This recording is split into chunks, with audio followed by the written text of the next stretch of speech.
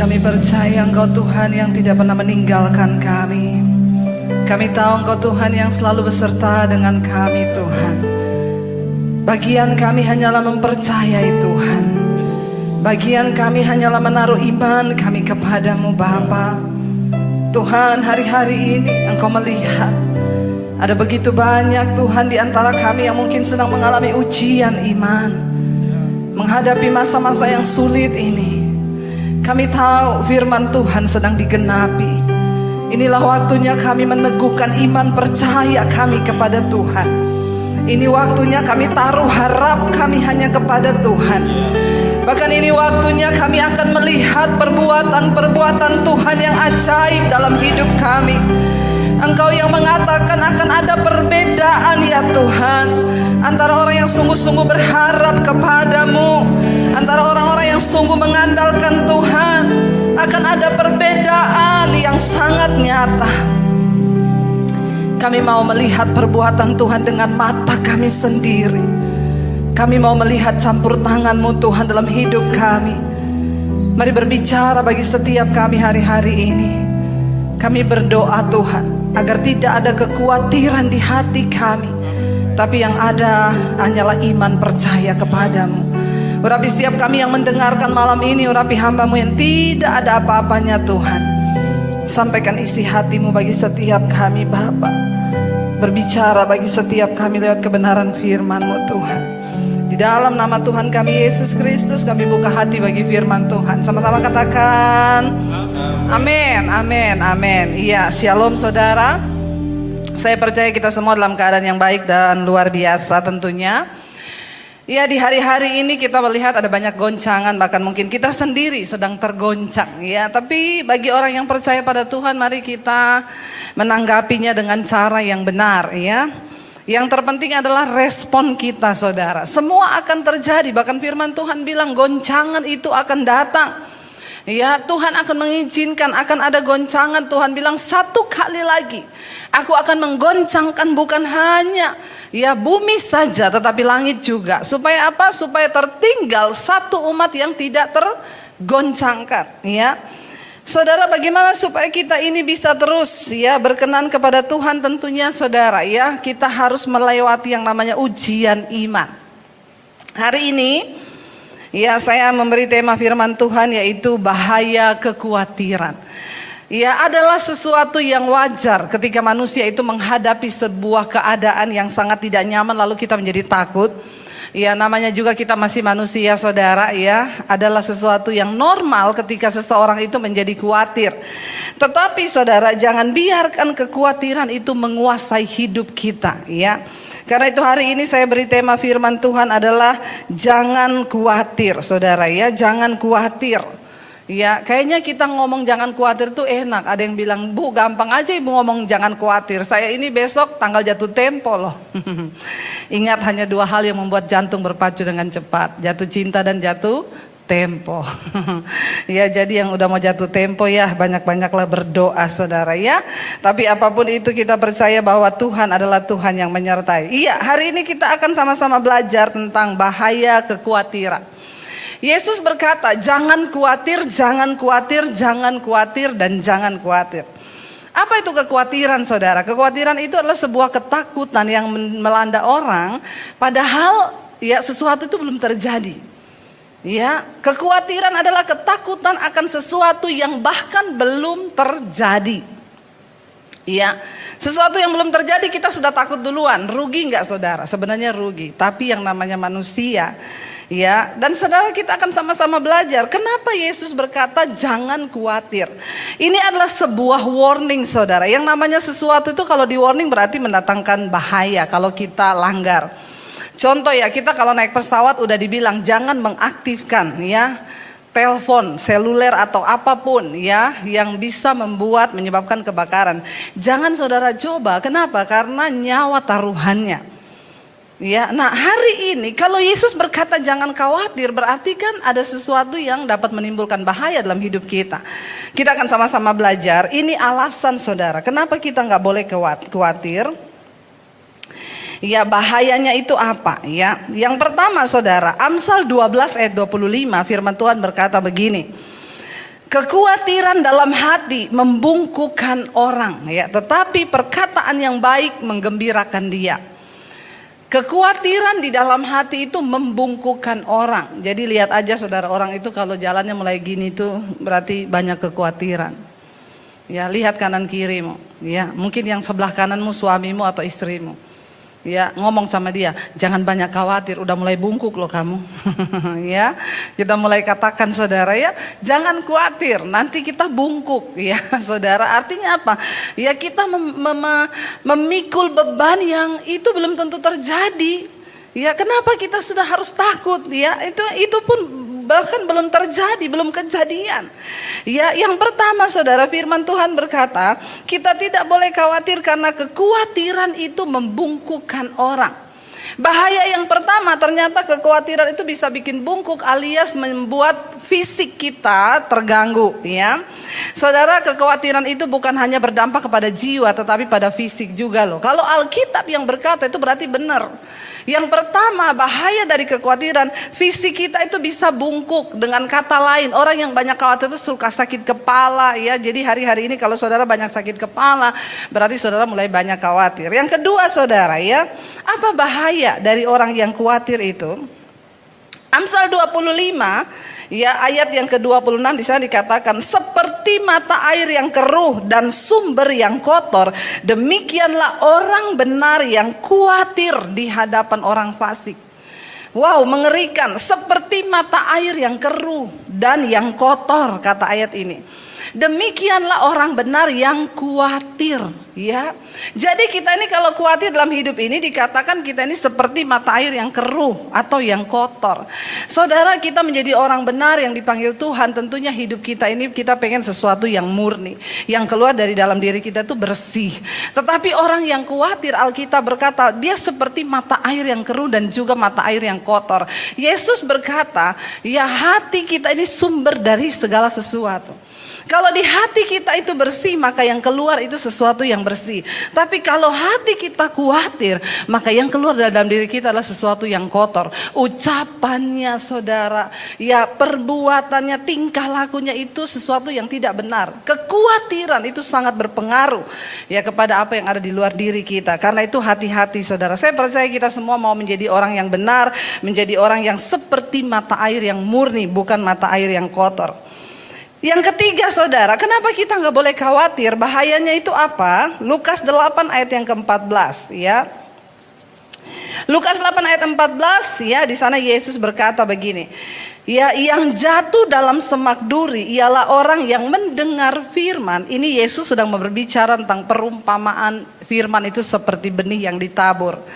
Ya, ayat Lukas 8 ayat 14, yang jatuh, benih yang ditabur, yang jatuh dalam semak duri ialah orang yang telah mendengar firman itu, dan dalam pertumbuhan selanjutnya mereka terhimpit oleh kekhawatiran, ya, sehingga mereka tidak menghasilkan buah. Saudara, jadi orang yang khawatir itu saudara, dia itu seperti benih. Kalau dia mendengar firman, firman itu seperti benih yang ditabur di semak duri, ya. Artinya apa? Ketika orang itu saudara telah mendengar firman, ya, dan selanjutnya pertumbuhan itu terhimpit oleh kekhawatiran. Kenapa kita gak pernah melihat mujizat Tuhan? Terlalu banyak khawatir hidup kita. Kenapa kita gak pernah bisa melihat buah di dalam hidup kita? Karena kebanyakan khawatir. Nanti kita akan lihat masih banyak nih ayat tentang kekhawatiran. Kalau Yesus sudah berkata jangan khawatir, jangan khawatir, jangan khawatir, ini adalah sebuah warning saudara bagi kita. Berarti itu akan menimbulkan sesuatu yang berbahaya. Yang tadi pertama bungkuk, yang kedua kita ini seperti mata air yang keruh dan kotor. Makanya orang itu dalam hidup tidak bisa menjadi berkat. Gak usah jauh-jauh bicara jadi berkat buat bangsa-bangsa. Di dalam rumah sendiri saja. Sudahkah kita menjadi istri yang tidak khawatir sehingga yang keluar dari mulut kita itu sesuatu yang membangun? Kalau orang itu banyak khawatir, yang keluar dari mulutnya itu sesuatu yang tidak membangun. Ya, suaminya pulang kerja udah gak bawa uang, ya, istri tanya, kamu mana uang hasil kerjamu? Gak ada mah. Makanya kamu itu, ya, orang seperti ini bagaimana rumah tangganya bisa diberkati saudara, ya. Kalau kita menjadi orang yang percaya pada Tuhan, tidak ada khawatir di saat suami mungkin tidak punya uang, kita menjadi istri yang menguatkan. Amin ibu-ibu. Ya, yang di rumah amin. Yang di sini ada amin. Kalau nggak ada amin, ya saya tutup dalam doa. Ya, Alkitab berkata saudara, ya kalau orang itu banyak khawatir, maka dia tidak akan berbuah dalam hidupnya. Boro-boro lihat mujizat. Ya, rumah tanggamu tidak akan diberkati, pekerjaanmu tidak akan diberkati oleh Tuhan. Bahkan apapun yang engkau lakukan dengan tanganmu tidak akan berhasil. Kenapa? Karena firman yang engkau dengar, mungkin saudara ke gereja setiap hari Minggu, mungkin saudara dengar ibadah online. Ya, setiap hari itu firman terus yang saudara dengar, atau mungkin saudara pelayanan di gereja. Ya, tapi hidupmu nggak pernah ada buahnya. Kenapa saudara? Karena banyak kekhawatiran dalam hatimu. Kita ini percaya pada Tuhan, disuruh percaya, sudah percaya saja. Ya, daripada khawatir lebih baik percaya. Orang yang tidak percaya Tuhan itu, orang yang khawatir itu sama dengan orang yang tidak mempercayai Tuhan. Sekalipun dia mendengar firman, ayat ini berkata firman itu seperti ditabur di semak duri. Ketika firman itu mau tumbuh, ya nggak bisa mati. Kenapa? Kehimpit sama semak duri. Apa yang menjadi semak duri dalam hidup manusia yang membuat firman tidak bisa bertumbuh bahkan menghasilkan buah? Salah satunya adalah kekhawatiran, kata firman Tuhan. Ya, jadi jangan khawatir saudara. Kenapa? Karena khawatir bisa membunuh benih firman yang ada dalam hidupmu. Firman yang kita dengar itu harus bertumbuh di tanah yang subur. Ya, ketika firman itu mau tumbuh, ini firman bicara tentang iman. Waktu kita mendengar firman, Alkitab berkata iman timbul dari pendengaran, yaitu pendengaran akan firman. Untuk kita bisa percaya kepada firman Tuhan itu butuh latihan saudara. Ya, sampai hari ini saya tetap mempercayai Tuhan. Apakah pertama saya percaya, saya terima Yesus, saya langsung percaya seperti sekarang ini? Enggak. Ada latihan iman. Ya, bagaimana kita melatih kadar iman orang itu berbeda-beda, tergantung dari rasa percayanya pada Tuhan. Kenapa kita nggak boleh khawatir? Karena Alkitab berkata iman itu tumbuh dari pendengaran, pendengaran akan firman. Nah, kalau kita mendengar firman tapi hati kita khawatir, itu menjadi semak duri yang menghambat pertumbuhan firman yang engkau dengar. Karena itu dengar baik-baik Bapak Ibu yang terkasih, kekhawatiran itu sangat berbahaya. Yesus mengingatkan, jangan khawatir. Engkau dengar firman sebanyak apapun, engkau hafal firman sebanyak apapun, kalau engkau punya kekhawatiran, firman itu hanya baru mau bertumbuh di hati, langsung dihalangi oleh semak tadi, yaitu kekhawatiran kita. Bagaimana kita bisa melihat iman kita kuat kalau kita itu khawatir? Apalagi melihat buah dalam hidupmu, apalagi melihat buah dalam pelayananmu. Padahal Alkitab berkata kalau Yesus datang kedua kali, dia tidak mencari pelayanan yang hebat, dia nggak cari orang yang punya karunia hebat, dia nggak cari orang yang punya gereja besar. Waktu Yesus datang kedua kali, yang dia cari apa? Buah dari hidup kita. Tapi bagaimana mungkin kita berbuah kalau kita punya kekhawatiran? Ya, ayat ini jelas berkata, orang yang mendengarkan firman tetapi dia khawatir, itu seumpama dia menabur benih di satu tanah yang penuh dengan semak duri. Mungkin benih itu baru mau tumbuh saudara, tetapi karena kekhawatiran itu menghimpit benih itu, gak jadi tumbuh. Jangankan berbuah, tumbuh aja gak. Ya, kita kalau punya tanaman, kenapa tanaman itu kita bersihkan saudara? Saya dulu nanam cabai saudara di rumah saya, ya, karena ada sisa cabai, saya taruh di pot saudara. Lalu mulai tumbuh tuh. Waktu cabainya tumbuh, ya tumbuh juga itu rumput-rumput ilalang, duri-duri. Ingat ya, waktu kita menabur rumput, cabai nggak tumbuh. Tapi ketika kita tabur cabai, rumput ikut tumbuh. Dari mana? Ya nggak usah tanya. Namanya juga rumput, ya. Lalu ketika benih cabai itu mulai tumbuh, ini kan rumputnya banyak saudara. Nah, ini kalau saya biarkan, kenapa saudara? Yang pertama, ya rumput itu akan menghalangi tumbuhnya cabai itu ke atas karena rumput ini semakin besar. Dia tutupin. Yang kedua, makanan untuk cabai itu, suplai makanannya akan terhalang. Kenapa? Diambil semua sama rumput ini. Makanya cabainya gak bisa bertumbuh. Kekhawatiran di dalam hidup kita itu itu mengambil semua energi positif dari firman Tuhan atas hidup kita. Sehingga engkau akan satu saat, ya bukan cuma tidak berbuah, bisa mati imanmu saudara. Makanya kenapa pada akhirnya banyak orang murtad. Ya, dulu saya pernah punya pengalaman saudara, ada seorang hamba Tuhan loh. Dia hamba Tuhan, seorang pendeta. Ya dia pelayanan. Ya ketika hidupnya itu saudara mulai goyah ya, karena dia juga punya usaha. Tiba-tiba goyah usahanya. Lalu ketika usahanya goyah, rumah tangganya juga goyah. Terakhir saudara, saya ketemu teman, saya tanya, si Pak Pendeta itu mana sekarang? Oh belum tahu ya Kak, belum. Kenapa? Sekarang sudah jadi Muhammad. Ya, pendeta ganti nama jadi Muhammad. Saudara sendiri tahu maksud saya. Saya baru mau cari tahu keberadaannya di Facebook. Saya baru mau cari tahu di mana dia, karena dulu saya pernah kenal dekat dengan dia. Besoknya saya dapat kabar di WA, innalillahi wa inna ilaihi rajiun, telah berpulang ke rahmatullah Muhammad ... tadinya pendeta. Kenapa bisa mati imannya saudara? Bukan cuma orangnya ya, imannya bisa mati lalu berganti nama. Kenapa saudara? Ya karena tidak sungguh-sungguh mempercayai Tuhan. Hari-hari ini kita semua sedang diuji. Tetapi orang yang mau terus mempercayai Tuhan, engkau akan melihat perbedaan yang nyata kata firman Tuhan di hari-hari terakhir ini. Pakai kesempatan ini untuk membuktikan imanmu kepada Tuhan. Amin saudara. Ya jangan biarkan semak duri itu tumbuh di dalam hidupmu. Mari kita terus mau berkata, Tuhan uji kami. Menghadapi hari-hari sulit ini kami terus akan melihat pemeliharaan Tuhan. Kami tidak mau membiarkan semak duri kekhawatiran itu menghalangi benih firman Tuhan bertumbuh dalam hidup kami. Yang berikutnya saudara, kenapa kita gak boleh khawatir? Lukas 10 ayat 41 ini kisah tentang Marta dan Maria ya. Maria itu ketika Yesus datang, dia langsung mengambil tempat terdekat dengan Yesus, yaitu duduk di bawah kaki Yesus dan menyerap semua pengajaran dan khotbah yang Yesus berikan. Tapi Marta sibuk di dapur, bikin teh, bikin makanan, bikin ini, bikin itu ya. Lalu ketika Yesus datang, mereka datang berdua, Yesus berkata kepada Marta, tetapi Tuhan menjawab, Lukas 10 ayat 41. Tetapi Tuhan menjawabnya, Marta, Marta, ya, engkau khawatir dan menyusahkan diri dengan banyak perkara. Jadi dengan kata lain, saya ambil kata khawatir di situ. Yesus berkata, engkau khawatir dan menyusahkan diri dengan banyak perkara. Orang yang khawatir itu berarti orang yang menyusahkan diri.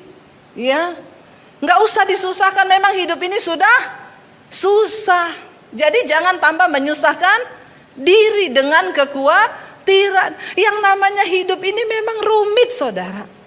Kalau sederhana itu rumah makan Padang. Ya, namanya juga hidup pasti rumit. Ya, tetapi Yesus berkata kita menjalani hidup ini pasti akan ada kesukaran. Tapi jangan engkau tambahin dengan menyusahkan diri. Karena apa? Kekhawatiran. Jadi ternyata kekhawatiran itu menyusahkan diri. Banyak orang-orang itu sakit bukan karena keadaannya yang buruk, tetapi karena dia menakutkan sesuatu yang buruk. Ada banyak orang hari ini datang kepada saya, Bu, saya nih asam lambung akut. Ya, asam lambung akut, sudah ke dokter Bu? Sudah. Ya, terus dokter bilang apa? Dokter bilang jangan banyak pikiran. Memang orang asam lambung itu pasti karena banyak pikiran, stres. Ya, karena lambung itu tempat duduknya pikiran.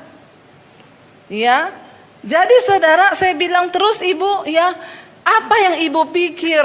Dan yang lucunya saudara, waktu saya tanya begitu, nggak sadar ngomong gini, ya sebenarnya sih saya nggak mikir apa-apa. Tapi dari caranya ngomong aja saya tahu ini Ibu ini punya banyak kesusahan diri. Saya bilang gini Bu, jangan ngomong Ibu nggak mikir apa-apa deh. Mungkin saking kebanyakan sampai udah bingung Ibu mikir apa yang Ibu pikirin. Saking kebanyakan. Sekarang saya mau tanya dulu. Sekarang ini ibu ada masalah apa yang paling bermasalah dalam ibu ini? Ibu ini sekarang siapa? Saya ini saudara setiap hari nangani konseling. Ya kadang-kadang makanya saya bilang ya aduh ya. Saya sama suami saya ngobrol-ngobrol. Terus kalau pendeta ada masalah konseling sama siapa ya? Pendeta gak boleh konseling. Konselingnya sama Tuhan. Makanya orang yang melayani itu harus sudah lebih dulu kuat. Baru boleh melayani. Kalau enggak stres loh saudara. Setiap hari itu orang datang. Bu, ya ada yang aneh-aneh lagi. Bu, uang saya tiap hari hilang dicolong suami saya bu. Apa yang harus saya lakukan? Saya bilang jangan didoakan itu uang. Ibu taruh di bank biar tidak dicolong suamimu. Ya, yang begini ditanyain sama saya loh saudara. Ya, ada lagi bu, jadi kredit rumah saya ini kan sudah mau jatuh tempo bu. Menurut ibu itu gimana ya? Saya jual atau biarin diambil bank? Ibu konsultasikan dengan pihak bank saja. Jangan tanya sama saya. Ya, karena saya bukan orang bank. Jadi aneh-aneh saudara, tapi ya itulah ya kita nih hamba Tuhan harus siap. Lalu saya tanya ibu itu, bu coba ibu pikir deh, ibu punya masalah yang paling rumit sekarang yang sedang jadi beban di hati ibu itu apa? Saya ini lagi berantem sama anak saya bu. Nah iya kan, tadinya katanya tidak ada pikiran. Tapi waktu saya tanya, saya ini lagi berantem sama anak saya bu. Kenapa anak ibu? Jadi gini bu, saya itu kan, ya saya itu mau ya hidup dia itu ya lebih baik ke depan. Saya itu maunya gini, ya dia sih sudah kerja bu. Puji Tuhan dapat pekerjaan yang bagus. Ya jadi saya maunya itu dia itu begini. Ibu, saya tahu kenapa ibu asam lambung. Anaknya ibu udah gede tua, ibu atur semua hidupnya. Kenapa ibu stres? Terlalu banyak khawatir di hatimu. Jadi dia itu tiap hari negur anaknya, kamu itu gini ya, nanti kalau cari jodoh tuh begini, nanti kalau gini. Nah, ibu dia kan udah gede. Tapi saya gak mau dia salah pergaulan. Saya tahu bu, semua orang tua itu gak mau anaknya salah pergaulan. Tapi kenapa ibu asam lambung akut? Karena ibu mencoba mengendalikan semua keadaan di sekelilingmu. Ibu harus mendengar saya baik-baik bu. Tidak ada satu orang pun yang bisa mengubah orang lain. Ibu gak bisa rubah suami, ibu gak bisa rubah anak. Tapi ibu bisa mengubah cara ibu berespon terhadap semua keadaan. Amin. Orang yang tidak khawatir itu belajar mempercayakan kepada Tuhan. Ya, ada ibu-ibu telepon saya. Shalom Bu Debbie. Saya, iya shalom ibu, ada apa ibu? Ibu, saya sudah bosan hidup, mau mati, saya doakan bagaimana? Jangan ibu. Loh tadi katanya udah bosan hidup. Kenapa ibu bosan hidup? Suami saya selingkuh bu. Saya baru keluar rumah sakit jiwa beberapa bulan lalu. Aduh, suami yang selingkuh, ibu yang gila. Jangan mau, ya. Ibu jangan mencintai siapapun melebihi Tuhan. Apalagi dia bilang saya sudah mau bunuh diri bu. Cuma gara-gara suami selingkuh ibu bunuh diri. Bodoh itu namanya. Ya, ibu harus menaruh harapanmu pada Tuhan. Suami selingkuh bukan berarti kiamat dunia. Ibu masih punya anak, ibu masih punya masa depan. Berbahagialah dengan dirimu sendiri bersama dengan Tuhan. Jadi orang-orang yang khawatir itu saudara, ya sesuatu yang belum terjadi dia sudah khawatirkan, apalagi kalau terjadi. Ibu-ibu kurang berserah pada Tuhan. Ya tapi suami saya gak berubah-berubah. Sekarang dia sudah sama perempuan lain. Biarin aja, sekarang ibu fokus sama Tuhan. Saya tahu tidak ada seorang pun yang mau suaminya berselingkuh saudara. Siapa sih yang mau anaknya menikah dengan orang lain dan pindah ke agama seberang? Gak ada yang mau. Tapi kalau semua itu terjadi, kita harus belajar mempercayakannya kepada Tuhan. Amin. Jangan stres. Ayat ini berkata, Yesus bilang, Marta, Marta, kamu itu terlalu khawatir dan menyusahkan diri. Jangan menyusahkan diri. Orang yang khawatir itu menyusahkan diri, bisa gila, bahkan bisa stres loh. Ya, kita harus berbahagia dengan diri kita bersama dengan Tuhan. Nggak usah terlalu mikirin anak, mikirin mantu, mikirin cucu, mikirin. Ya, ada oma-oma juga yang stres, Bu. Saya tuh stres, Bu. Ya, cucu saya itu tadi saya yang besarin, saya yang gedein. Sekarang diambil sama mamanya. Terus masalahnya apa, Bu? Ya, itu kan mamanya dia. Tapi kan saya maunya cucu itu tinggal sama saya. Ya kan mamanya yang lebih berhak. Saya hari-hari ini stres, Bu, kena asam lambung. Iya, karena ibu menyusahkan diri. Dia takut kalau cucunya dibesarkan anaknya itu nanti akan salah. Dia berpikir dialah yang paling benar. Saudara, belajar mempersembahkan hidup, menyerahkan hidup itu kepada Tuhan. Kenapa? Karena orang yang khawatir itu hanya menyusahkan diri. Ada banyak hal orang mengalami masalah dalam hidupnya, kenapa? Menyusahkan diri.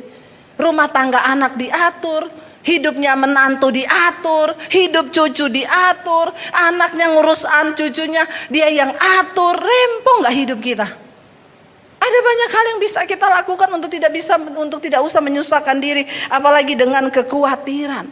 Akhirnya karena kita berusaha mengendalikan anak mantu, kita menjadi khawatir, lalu kita stres, kita takut. Ingat, kenapa kita gak boleh khawatir? Karena kekhawatiran itu menyusahkan diri. Berbahagialah bersama dengan Tuhan. Kenapa kita gak boleh khawatir? Yang berikutnya, Matius pasal yang ke-6 ayat 27, Yesus berkata begini, siapakah di antara kamu yang karena kekhawatirannya dapat menambahkan sehasta saja pada jalan hidupnya? Siapakah di antara kita yang karena khawatir terus kita melihat mujizat gitu? Justru kekhawatiran itu adalah penghambat mujizat dalam hidup kita. Jangan takutkan sesuatu yang belum terjadi. Ya, jangan saudara, percayakan pada Tuhan hari ini. Jangan takutkan apapun yang belum terjadi. Ketika engkau khawatir itu artinya engkau tidak mempercayai Tuhan. Ya, lawannya khawatir itu adalah percaya. Ya, jangan saudara, karena Yesus berkata, dengan kekhawatiranmu, apakah engkau bisa menambahkan sehasta saja pada jalan hidupmu? Enggak kan? Ya, kita khawatir juga enggak nambah apa-apa. Daripada khawatir lebih baik bersuka cita. Kita khawatir juga kita enggak melihat mujizat. Kita khawatir juga kita tidak melihat sesuatu yang positif yang bisa terjadi. Jadi daripada khawatir membawa kita di dalam persoalan, menyusahkan diri, bahkan sakit penyakit. Jangankan khawatir saudara ya. Mungkin hari ini kalau ada ibu-ibu yang suamimu berselingkuh, atau engkau punya masalah dengan anak, engkau pun harus belajar mempercayai Tuhan. Ya, sekalipun sudah ada masalah aja kita harus belajar mempercayai Tuhan. Apalagi sesuatu yang belum terjadi. Ya, jangan saudara, kita mau terus percaya, bersandar pada Tuhan, berharap. Ya, lalu kita lihat yang berikutnya saudara. Ya, jadi ingatlah saudara ya, bahwa karena kekhawatiranmu engkau gak bisa tambah apapun. Ya, engkau gak bisa bayar cicilan dengan kekhawatiran. Ya, engkau gak bisa menambahkan jumlah rekeningmu dengan kekhawatiranmu. Lebih baik belajar percaya. Ya, ada kesaksian dari seorang ibu, Bu, ya tadinya saya itu khawatir banget karena masalah keuangan ya, di dalam pandemi ini keuangan suami dan saya itu dalam rumah tangga agak berkurang. Tapi setiap malam saya mendengarkan khotbah-khotbah ibu ya, dan ketika khawatir itu datang saya berdoa, Tuhan aku mempercayai Engkau. Tuhan yang sanggup memelihara hidup kami. Di saat benar-benar saya lagi butuh uang, Bu. Ya, tiba-tiba ada sejumlah transferan masuk di rekening saya. Yang itu tulisannya adalah komisi gaji. Ya, saya bilang, Bu, ketika engkau belajar mempercayai Tuhan, maka engkau akan melihat mujizat. Tapi ketika engkau khawatir, takut, maka itu akan menjadi penghalang mujizat terjadi atas hidupmu. Tuhan tidak bisa bekerja ketika engkau khawatir. Ya, Tuhan akan melakukan firman-Nya kepada orang-orang yang tidak khawatir. Mari hari-hari ini saudara, kita mau belajar terus memperkatakan firman Tuhan. Saudara, yang berikutnya kita akan lihat saudara ya. Saya percaya ketika kita khawatir itu hanya akan mendatangkan sesuatu yang negatif. Tetapi ketika kita mau terus belajar mempercayai Tuhan, ini alasannya kenapa juga kita gak boleh khawatir. Tadi sebab ya apa sebab kalau kita khawatir. Sekarang alasan kita tidak boleh khawatir ini. Matius 6 ayat 32 sampai 34, Yesus berkata begini. Ya, Yesus berkata di Matius 6 ini semua jangan khawatir. Kalau saudara baca dari satu perikop ini, Ya, Yesus berkata, jangan kamu khawatir akan makanan, jangan khawatir akan pakaian. Kenapa? Karena tubuh itu lebih penting daripada makanan, daripada pakaian, dan hidup itu lebih penting daripada makanan. Ya, lalu pasal 6 ayat 32 dan 34 sampai 34 Yesus berkata begini. Semua itu dicari bangsa-bangsa yang tidak mengenal Allah, ya. Akan tetapi Bapamu yang di sorga tahu bahwa kamu memerlukan semuanya itu. Ya, tetapi carilah dahulu kerajaan Allah dan kebenarannya, maka semuanya itu akan ditambahkan kepadamu. Sebab itu janganlah kamu khawatir akan hari besok, karena besok mempunyai kesusahannya sendiri. Kesusahan sehari cukup untuk sehari. Ya, ini alasan kenapa kita nggak boleh khawatir. Karena kalau kita khawatir akan makanan, memang orang itu apa sih yang dikhawatirkan? Makanan, pakaian, apa yang akan dipakai, apa yang akan dimakan, apa yang akan diminum, itu rata-rata. Ya, kenapa kita nggak boleh mengkhawatirkan hidup kita? Karena semua itu dicari oleh orang-orang yang tidak mengenal Allah. Artinya apa? Kalau kita mengkhawatirkan sesuatu yang di dunia ini, maka kita sedang gagal fokus. Ya. Engkau gagal fokus, saudara. Waktu engkau fokus pada Tuhan, bukankah Dia Bapa pencipta segala sesuatu? Ya, saudara, kalau engkau tidak beriman, ya jangan coba ikut Tuhan. Ya, karena hanya orang-orang yang beriman yang boleh sungguh-sungguh mengikuti Tuhan. Apa itu iman? Dasar dari segala sesuatu yang kita harapkan dan bukti dari segala sesuatu yang belum kita lihat. Saya mengerti karena keadaan zaman kesusahan ini, hari-hari ini banyak orang terus memakai kekuatan pikiran. Tapi jangan pernah lupa Tuhan itu turut bekerja untuk mendatangkan kebaikan bagi orang-orang yang mengasihi Dia. Kita harus masih tetap percaya. Ada alam supranatural di mana Tuhan sanggup bekerja di dalamnya. Sesuatu yang gak pernah terpikir. Ya, saya kemarin mendengar kesaksian dari seseorang, saudara. Dia menelpon saya, dia setia mendengarkan khotbah-khotbah saya di YouTube saya. Dia cerita, dia pulang dari Amerika lalu dia menikah. Ketika dia menikah, dia akhirnya harus tinggal di Indonesia. Tapi tiba-tiba, saudara, dia sudah meninggalkan semua kenyamanan di Amerika. Dia bilang, ibu bayangkan dalam usia muda saya sudah jadi milioner, bu, dengan gaji saya di sana yang begitu besar. Tapi saya harus meninggalkan semuanya, saya harus menikah di Indonesia. Dan kalau saya di Indonesia, saya lebih dekat dengan Tuhan. Kalau di sana memang saya dapat semua uang, kekayaan, jabatan, tapi saya jauh dari Tuhan. Disitulah saya harus memilih. Saya harus ikut Tuhan, sungguh-sungguh dengan Tuhan, tapi pulang meninggalkan semua kenyamanan itu. Ya, saya sudah dijanjikan untuk sebuah tempat tinggal di tempat kalangan yang mewah di Amerika, bu.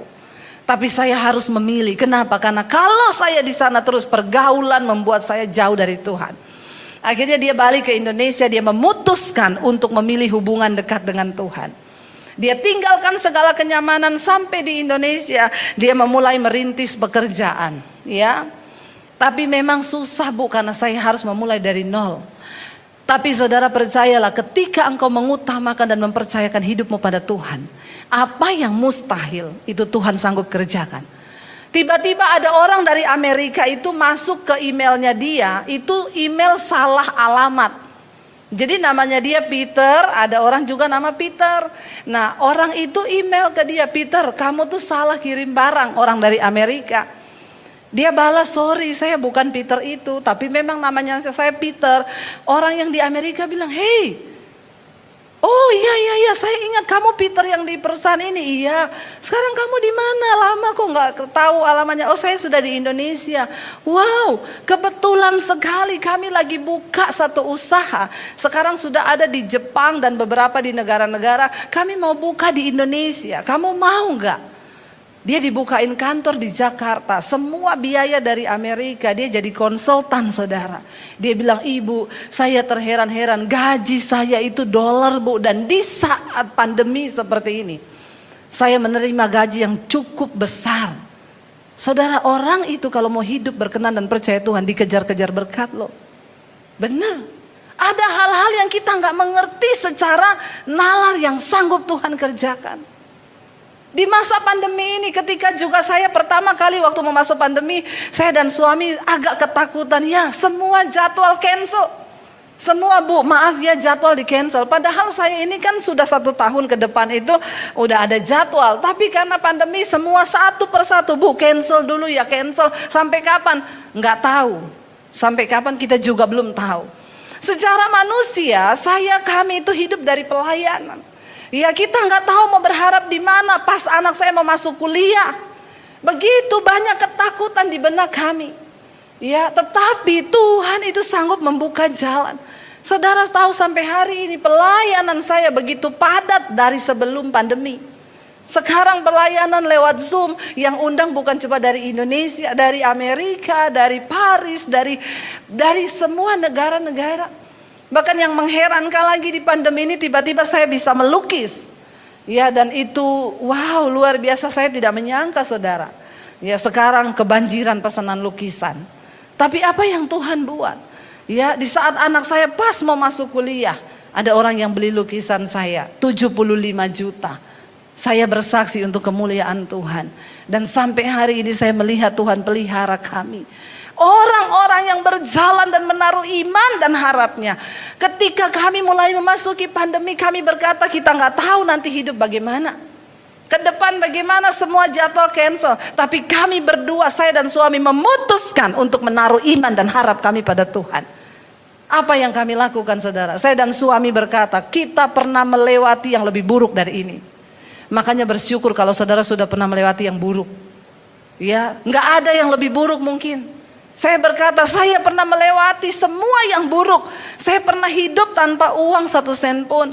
Tanpa satu orang pun menjadi sandaran di hidup saya. Saya sudah pernah melewati itu. Saya bilang sama suami saya, ya, saya sudah pernah melewati yang terburuk di hidup saya. Tapi Tuhan gak pernah tinggalkan saya. Apalagi cuma yang begini, ini mah biasa.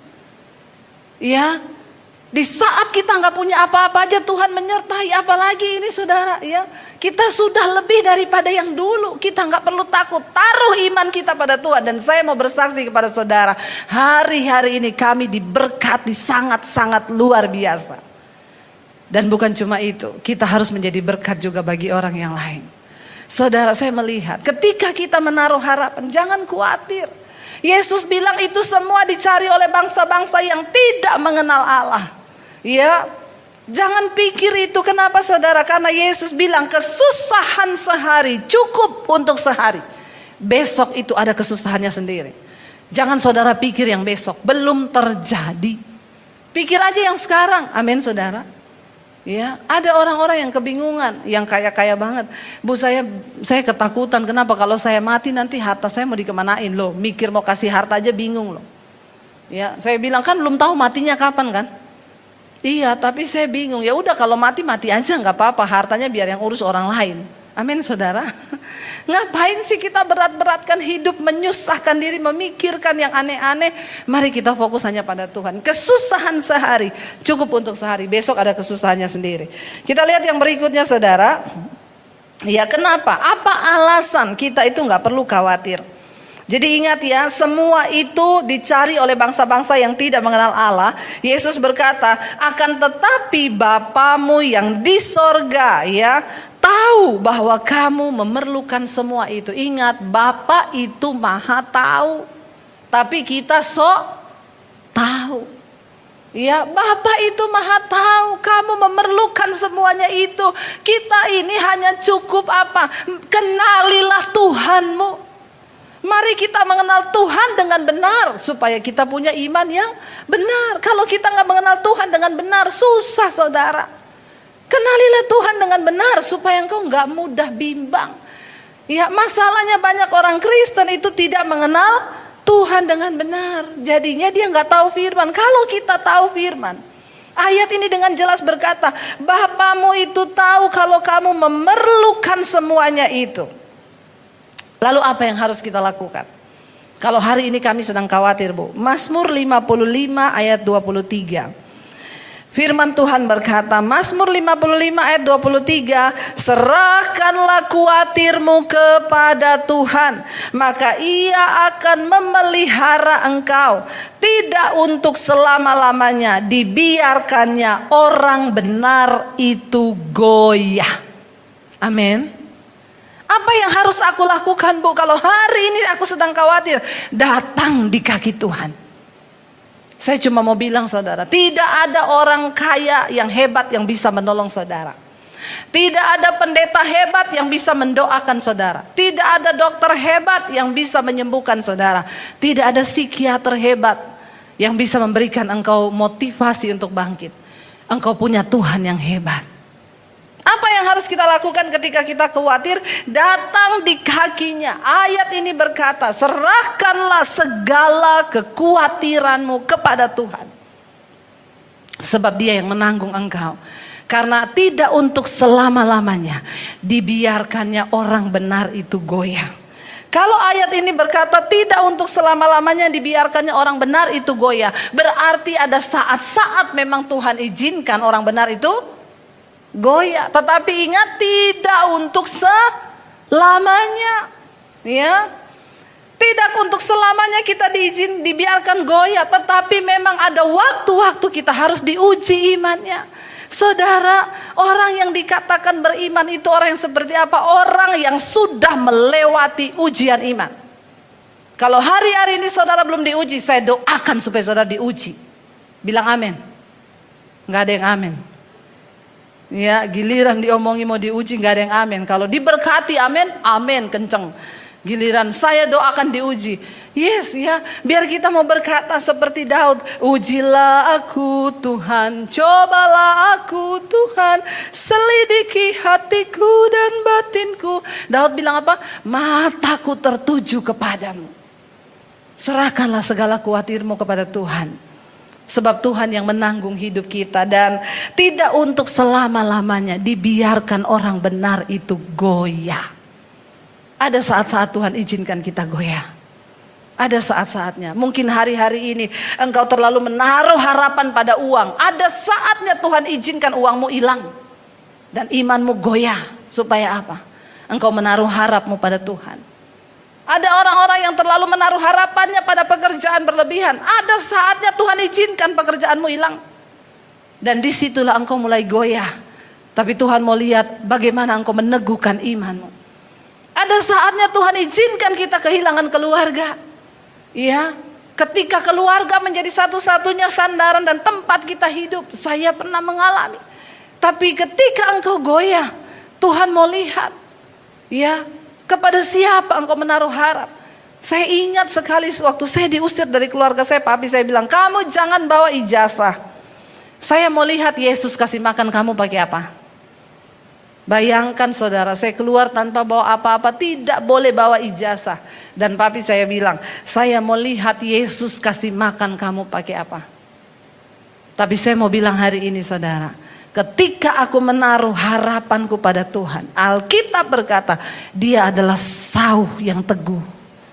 Ya, apa itu sauh? Kalau kapal itu mau bersandar, ya, nanti dilempar jangkar. Ya, lalu diikat pada sauh itu, sauh yang teguh itu tidak akan tergoyah, bahkan kapal itu nggak bisa lari kemana-mana. Mari kita taruh iman kita kepada Kristus, Dia sauh yang teguh saudara, yang tidak akan pernah membiarkan kita ini ya jauh atau kita ini hidup kita berantakan.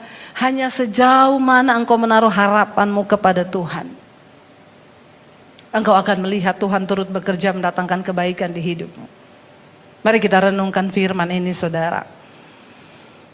Ya, saya percaya Dia Tuhan yang tidak pernah meninggalkan kita. Dia Tuhan yang akan selalu membawa kita kepada jalan-jalannya. Ya, Dia Tuhan yang tidak pernah membiarkan kita goyah. Tidak untuk selama-lamanya orang benar itu dibiarkan goyah. Waktu engkau datang pada Tuhan, waktu engkau berseru kepada Yesus, Dia Tuhan yang sanggup melakukan segala perkara di dalam hidup kita. Ku percaya Kau Tuhan yang sanggup menaklukkan segala perkara di dalam hidup kami Tuhan. Kami mau terus percaya Apapun kekhawatiran kami hari ini, kami mau taruh di bawah kaki-Mu Bapa. Engkau melihat setiap kami yang sedang ketakutan. Engkau melihat setiap kami yang sedang tidak berdaya menghadapi hari-hari ini. Kami taruh semua di kaki-Mu Bapa. Di dalam segala ketidakberdayaan kami, di dalam keputusasaan kami, kami mau berkata, Engkau sauh yang kuat bagi jiwa kami. Tidak untuk selamanya Engkau biarkan kami goyah Tuhan. Mari angkat tangan. Ku percaya Kau Tuhan yang sanggup menaklukkan semua perkaraku. Kau turut bekerja dalam segala hal bagi kebaikanku. Ku percaya Kau Tuhan yang mampu menaklukkan semua masalahku. Kau turut bekerja dalam segala hal bagi kebaikanku. Mari lebih lagi angkat imanmu pada Tuhan. Katakan, ku percaya Kau Tuhan yang sanggup menaklukkan semua perkaraku. Kau turut bekerja dalam segala hal bagi kebaikanku. Ku percaya Kau Tuhan yang mampu menaklukkan semua masalahku. Kau turut bekerja dalam segala hal bagi kebaikanku. Kami percaya Engkau Tuhan yang sanggup menaklukkan segala persoalan di hidup kami. Engkau Tuhan yang mampu menyelesaikannya bagi hidup kami. Bagian kami adalah datang di kaki Tuhan, menyerahkan seluruh hidup kami. Tidak untuk selama-lamanya orang benar itu dibiarkan goyah. Terima kasih Bapa buat segala kebaikan dan kebaikan Tuhan. Kami bersyukur buat hari ini Engkau baik dalam hidup kami Tuhan. Mari kita angkat tangan kita saudara. Kita akan mengakhiri ibadah ini. Kita mau berdoa. Bapa, terima kasih. Kami percaya Engkau sanggup bekerja atas setiap persoalan kami. Bahkan atas bangsa ini Tuhan memberkati. Kami percaya yang sakit disembuhkan, yang berbeban berat Engkau berikan kelegaan. Bahkan kami memiliki iman yang teguh di dalam Tuhan. Mari buka hati dan tanganmu untuk menerima berkat Tuhan malam hari ini. Diberkatilah Engkau dalam kehidupanmu, diberkati kesehatanmu, diberkati rumah tanggamu, diberkati pekerjaanmu, diberkati keuanganmu. Tuhan akan mencukupkan semua yang kau butuhkan, bahkan hidupmu menjadi berkat bagi banyak orang. Terimalah kiranya berkat dari Allah Bapa, cinta kasih Tuhan Yesus Kristus, penyertaan Allah Roh Kudus menyertai hidupmu mulai dari hari ini bahkan sampai kali yang kedua. Tuhan Yesus menjemput kita semua, namamu tercatat di dalam kitab kehidupan. Dalam nama Yesus yang percaya diberkati Tuhan, katakan bersama, amin. Tuhan memberkati. Shalom. Jika Anda diberkati dengan channel saya, jangan lupa tekan tombol subscribe, dan jangan lupa like, share, dan komen, dan jangan lupa untuk mengklik tombol lonceng di bawah ini supaya Anda mendapatkan pemberitahuan setiap kali saya mengupload video-video yang baru. Jangan takut karena gratis. Tuhan memberkati.